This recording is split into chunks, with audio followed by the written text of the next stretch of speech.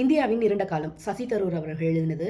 இந்த புக்கை first chapter படிக்கும் போதே பெரிய ஆச்சரியமான ஒரு விஷயம் இருந்தது. சரி, அதை உங்க கூட ஷேர் பண்ணிக்கலாம் அப்படின்னு நினச்சேன்.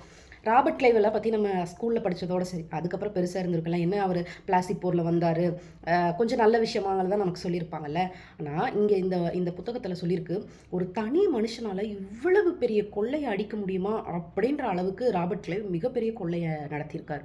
அது என்ன அப்படின்னு பார்த்தீங்கன்னா, ராபர்ட் கிளைவ் இங்கே 1757 அந்த பிளாஸ்டிக் போரில் கிழக்கிந்தியன் கம்பெனி வந்ததுக்கப்புறம் தனி ஒரு ஆளாக அவர் இங்கேருந்து ஒரு 5 வருஷம் பக்கம் இருந்திருக்காரு முதல்ல. அப்போ எடுத்துகிட்டு போன அமௌண்ட் எவ்வளோ தெரியுமா? 2.30 கோடி பவுண்ட். இன்னைக்கு அதை இந்தியன் ருப்பியில் கன்வெர்ட் பண்ணோம்னா அரௌண்ட் 298 கோடி, 300 கோடின்னு வச்சுக்கலாமே. அவ்வளவு ஒரே ஒரு ஆளாக இங்கேருந்து எடுத்துகிட்டு போயிருக்கார். சரி, எடுத்துகிட்டு போனதுக்கப்புறம் விட்டாரா அப்படின்னு பார்த்தீங்கன்னா இல்லை. 1765 திரும்ப வந்திருக்காரு. இங்கிலாந்துலேருந்து அங்கே போய் எல்லாம் செட்டில் பண்ணிட்டு திரும்ப இங்கே வந்திருக்காரு. திரும்ப வந்தவர் 2 வருஷத்தில் 1767 திரும்ப இங்கிலாந்துக்கு போயிருக்காரு. அப்போ மட்டும் அவர் எடுத்துகிட்டு போனது எவ்வளோ தெரியுமா? 4 லட்சம் பவுண்ட், அரவுண்ட் 400 கோடி.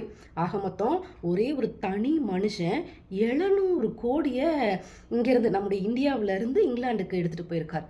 சரி, எடுத்துகிட்டு போனது தான் போனார். அதுக்கப்புறம் அப்படியே விட்டாரான்னு பார்த்தீங்கன்னா இல்லை. அவர் ஒரு லெட்டர் எழுதியிருக்காரு. அதில் என்ன சொல்கிறாரு அப்படின்னா, இந்த பறந்து விரிந்த இந்த நாட்டில், அபரிவிதமான செல்வங்கள் இருக்கக்கூடிய இந்த நாட்டில், என்னுடைய சின்ன ஒரு நகரத்திலிருந்து மட்டும் நான் இவ்வளவு தான் எடுத்திருக்கேன். அதை கொஞ்சமாக எடுத்திருக்காராம், அவ்வளோ நிறையா இருக்குது. அங்கேருந்து எடுத்திருக்கும் போது என்னுடைய பெருந்தன்மையை நினச்சி, என்னுடைய நிதானத்தை நினச்சி, பெருந்தன்மையில் என்னுடைய நிதானத்தை நினச்சி நான் ரொம்ப பெருமைப்படுறேன் அப்படின்னு சொல்லி லெட்டர் எழுதியிருக்கார். அப்போது எவ்வளவு சொத்து நிறைந்ததாக இருந்திருக்கும் இந்தியா அப்படின்னு பாருங்களேன். ஒரு தனி மனுஷன் மட்டும் இவ்வளவு கொள்ளையில் அடிச்சிருக்கார். ஆங்கிலேயர்களில் நல்லவர்களும் இருக்காங்க, நல்லது செஞ்சவங்களும் இருக்காங்க, இந்த மாதிரி கொள்ளையடிச்சிட்டு போனவங்களும் இருக்காங்க. இந்த மாதிரி புத்தகத்தெல்லாம் படிக்கும்போது தான் தெரியுது அதனுடைய வரலாறு. இன்னும் என்னென்ன ஆச்சரியங்கள் காத்திருக்கு அப்படிங்கிறது தெரியல. இந்த புக்கை படிச்சுட்டு நான் ஃபுல்லாக ரிவ்யூ பண்ணுறேன்.